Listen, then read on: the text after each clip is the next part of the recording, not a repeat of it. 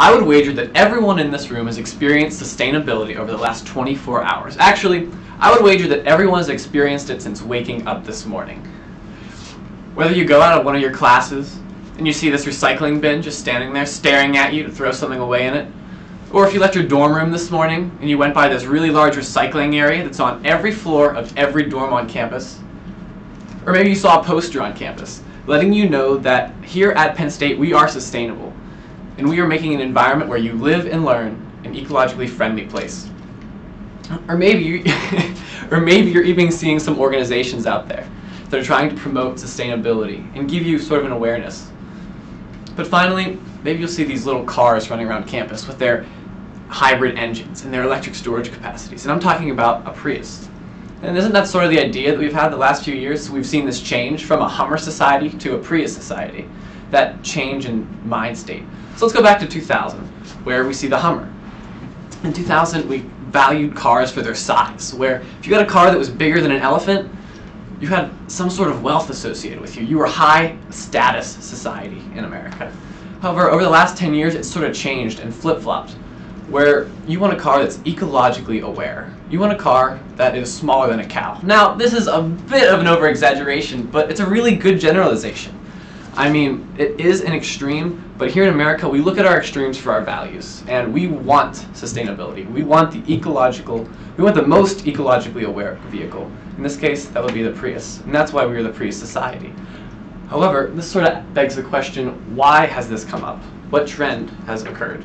So if we look back into 1987, we go to the United Nations World Commission on Environment and Development.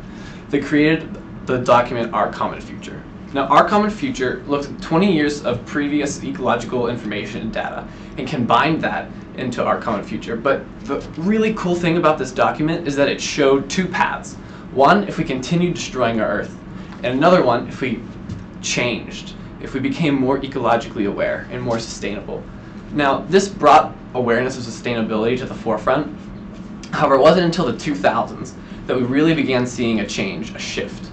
And what caused that shift? Well, I'm not one that likes to give a lot of credit to people, people in general, but Al Gore did a ton of work promoting sustainability and bringing it to the forefront of everyone's minds.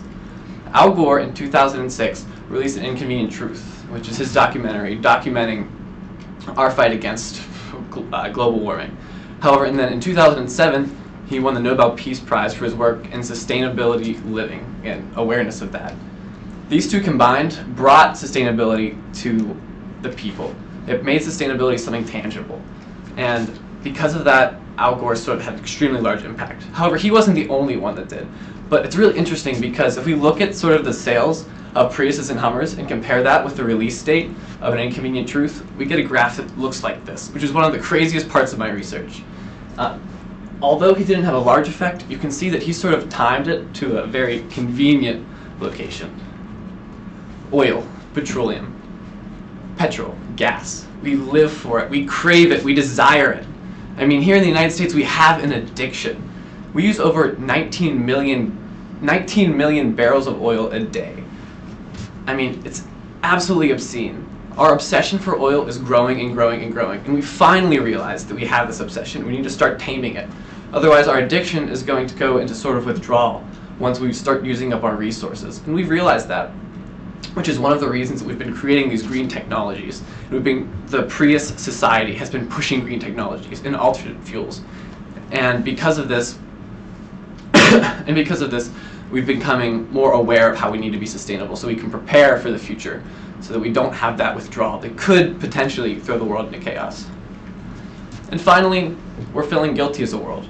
We've been handed an extremely, extremely large responsibility to take care of this planet, and we failed. We've dropped the proverbial ball. I mean, if we take a look at how we've destroyed and depleted our resources, and destroyed and depleted our environment, think about what we're going to be giving to the future generations, because that is what sustainability is really about. We've come to the conclusion that we are depleting our resources, we are depleting our environment. So we're beginning to take responsibility, and we're beginning to have accountability. Accountability for our previous actions and accountability for our world today.